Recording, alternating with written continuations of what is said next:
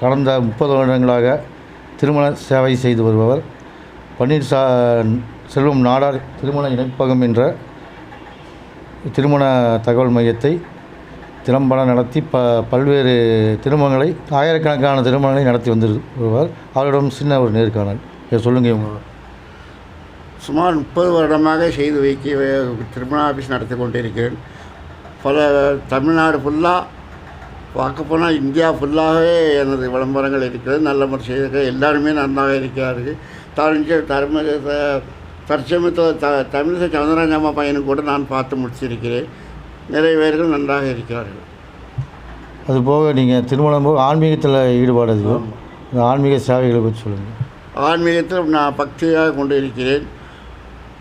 வர்றவங்களுக்கு எங்கள் ஆஃபீஸ், குறிப்பாக எங்கள் ஆஃபீஸில் தண்ணீர் சீரட்டு பிடித்து கொண்டு வந்திருந்தால் எங்கள் ஆஃபீஸில் வேலை செய்யும் பெண்களை வெளியே அனுப்பி கொண்டு அவர்கள் காலை தொட்டு கும்பிடுவேன். இனிமேல் இந்த தண்ணி அடிக்காதீர்கள் வேண்டாம் என்று.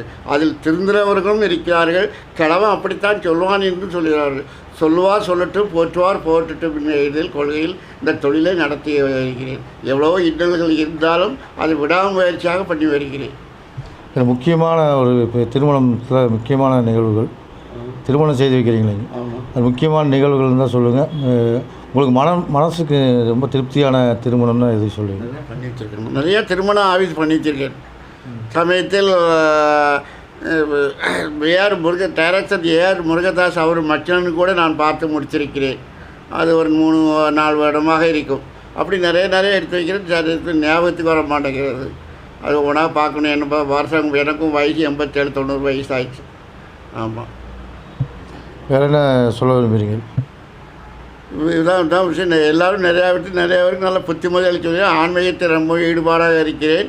அதனால் அவர்களுக்கும் நல்ல புத்திமதிகள் சொல்லி தாய் தப்பனை என்றும் மறவாதே, அன்னையும் பிதாவும் முன்னறி தெய்வம், ஆலயம் தொழுவது சாலமும் நன்று, ஈயார் கேட்டை தீயார் கொள்ளாது ஊக்கமது கைவிடல் என்ற பழமொழியை அவர்களுக்கு கண்டிப்பாக எடுத்து சொல்வேன்.